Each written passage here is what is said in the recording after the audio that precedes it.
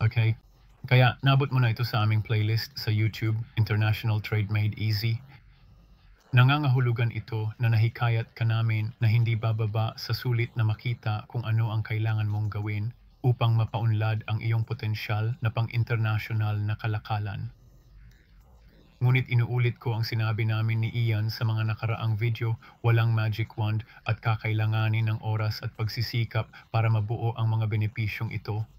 Gayunpaman, ang mga unang hakbang na itinakda namin dito ay maaaring mabilis at madaling makumpleto at wala kang babayarang halaga. Kahit na magpasya ka na, ang paggalugad sa mga internasyonal na merkado ay hindi para sa iyo, ang mga mungkahing ito ay makakatulong sa iyong posisyon sa iyong domestic market.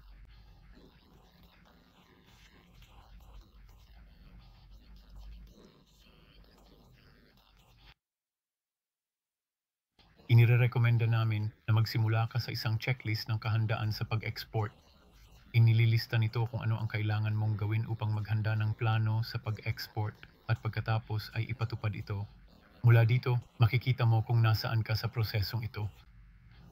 Naghanda kami ng checklist para sa iyo na maaari mong i-download mula sa Expo UK webpage na inilista ko sa paglalarawan sa ibaba. Hindi mo kailangang magkaroon ng mga sagot para sa lahat ng mga tanong. Gayunpaman, ang proseso ng pagbuo ng iyong mga plano sa pag-export ay nagsisimula dito at nagbibigay sa iyo ng mas magandang larawan kung ano ang kakailanganin. Kasabay nito, dapat mong tingnan ang pampublikong nakaharap na profile ng iyong kumpanya. Ganito ang hitsura mo sa mga third party. Tiyaking nagbibigay ito ng magandang impression hanggat maaari. Totoo rin ito para sa mga domestic na benta, gaya ng mga international na benta. Sa makatuwid, kahit na magpasya kang huwag ituloy ang mga pagkakataon sa ibang bansa, ito ay makikinabang sa iyo sa loob ng bansa. Magsimula sa iyong profile sa iyong opisyal na pagpapatala ng kumpanya. Ito ba ay napapanahon, kumpleto at tumpak?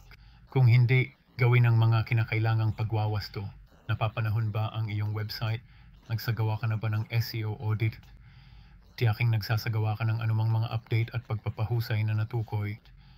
Ang mga link sa mga nauugnay na tool para sa pagsusuri ng SEO ay matatagpuan sa almanak ng exporter. Ang link dito ay kasama rin sa paglalarawan sa ibaba. Malamang na ang mga potensyal na kasosyo sa ibang bansa ay humiling ng credit check sa iyong kumpanya. Dapat mong suriin kung ano ang malamang na makita nila. Kung hindi ka nasisiyahan sa iyong nakikita, maaari mong talakayin sa ahensyang nag-uulat ng kredito kung paano pagbutihin ang iyong profile sa kredito. Merong ilang mga direktoryo ng negosyo kung saan maaari mong i-publish ang profile ng iyong kumpanya nang walang bayad. Ang pangunahing dapat isaalang-alang ay ang pagrehistro sa Compass. Muli, nagbibigay kami sa ibaba ng isang link sa website ng Compass. Ang iba pang mga direktoryo ng negosyo ay matatagpuan sa Exporters Almanac. Dapat ipakita ng iyong mga email address ng negosyo ang domain ng iyong negosyo. Kung ang sino man sa iyong kumpanya ay gumagamit pa rin ng isang email address na isang Google Mail o katulad na address, nagbibigay ito ng impresyon na ikaw ay isang maliit na kumpanya at walang kakayahang maging isang internasyonal na kasosyo. Kung ito ang kaso, dapat mong gawin ang kinakailangang pagbabago. Kapag nasuri mo na kung maayos na ang iyong sariling bahay at nasuri mo na ang iyong checklist sa pagiging handa sa pag-export, dapat ay makapagpasya ka kung magpapatuloy o hindi. Kung magpasya kang huwag magpatuloy, hindi ka nito gagawing masamang tao. Nangangahulugan lamang ito na tiningnan mo ang mga opsyon at nagpasya na hindi ito para sa iyo. Gayunpaman, umaasa kami na magpasya kang bumuo ng iyong potensyal na pang-internasyonal at na ang mga video na ibinibigay namin dito ay makakatulong sa iyong paglalakbay.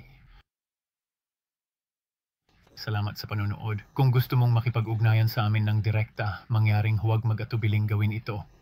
Ang aming website at email address nasa slide.